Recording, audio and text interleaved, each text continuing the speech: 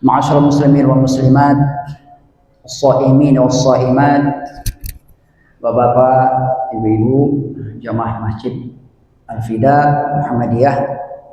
Alhamdulillah, di hari ini kita sudah memasuki pada hari yang ke-29 Ramadan 1447 Hijriah. Kita syukuri karena sebelum masuk Ramadan kemarin banyak kaum muslimin dan muslimat berdoa bersama untuk muslimin sendiri. Isi doanya itu harapan kepada Allah agar bisa sampai kepada Ramadan. Doa mereka antara lain, Allahumma barik lana fi Rajab wa Sya'ban wa ballighna Ramadan. Sampaikan kami ya Allah, berkati kami di bulan Rajab, berkati pula di bulan Sya'ban, dan sampaikan kami di bulan Ramadan.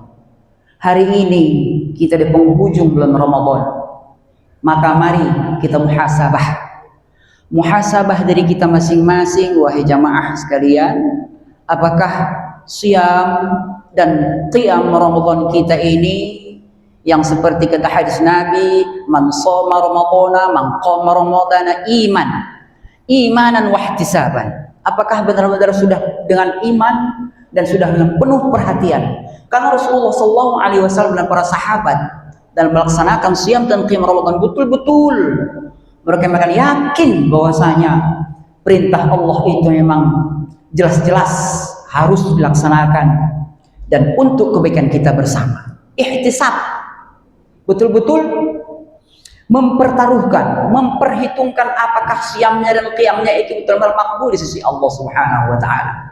Karena kata Nabi, banyak orang yang berpuasa itu capek aja, lapar dan haus saja.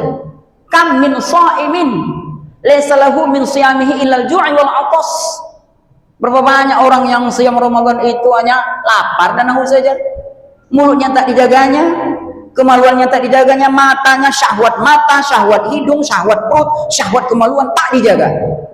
Sia-sia amalan ibadah puasa kita.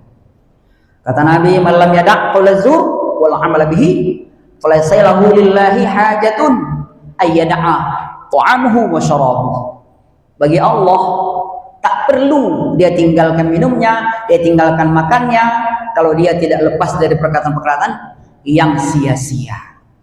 Maka dari itu, untuk memanage daripada nafsu kita ini, karena Allah jauh-jauh sudah berfirman dalam surah Asy-Syams ayat yang ke-7, A'udzubillahi minasyaitonirrajim, wa nafsin wa ma sawwaha fa'alhamaha fujuraha wa taqwaha. Karena dalam diri kita ini sudah ditanamkan potensi kita untuk berbuat fujur dan potensi kita untuk berbuat takwa. Tapi di ayat selanjutnya apa kata Allah? Qad aflaha man zakkaha wa qad khaba man dassaha. Sungguh telah beruntung orang-orang yang mensucikan dirinya dan rugilah bagi mereka yang mengotorinya.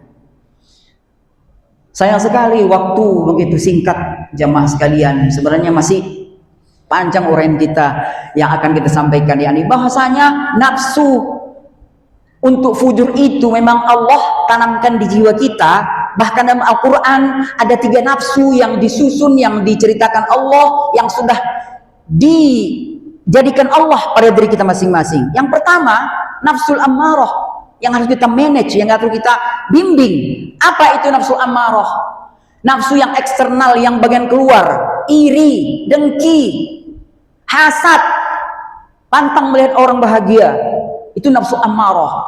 Kemudian yang kedua, itu dalam surah Yusuf ayat yang ke-53, A'udzubillahi minasyaitonirrajim, wa ma ubarri'u nafsi innan nafsa la'ammaratun bis-su illa man rahima rabbi.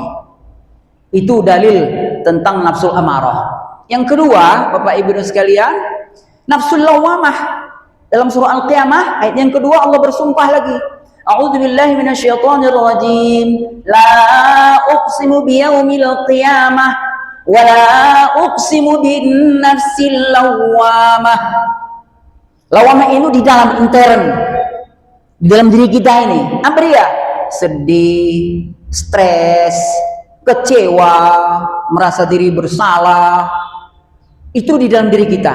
Dua komponen daripada nafsu fujur itu di dalam jiwa kita, hanya satu yang berhasil nanti akan tenang berjumpa dengan Allah. Apa itu?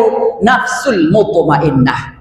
Mana dia dalilnya? Dalam surah Al-Fajr ayat 27 Allah berfirman, A'udzubillahi minasyaitonir rajim. Ya ayyatuhan nafsul mutmainnah irji'i ila rabbiki radiyatan mardiyah fadkhuli fi ibadi wadkhuli jannati.